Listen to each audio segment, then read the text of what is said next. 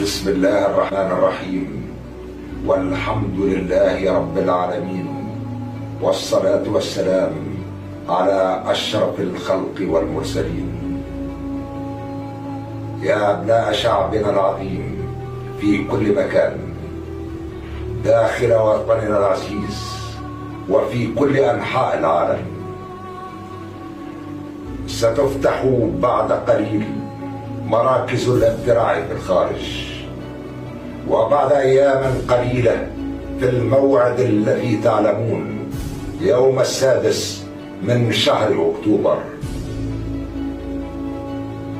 سوف يكون لكم موعد مع الاختيار، ولكن سيكون أيضا موعدا مع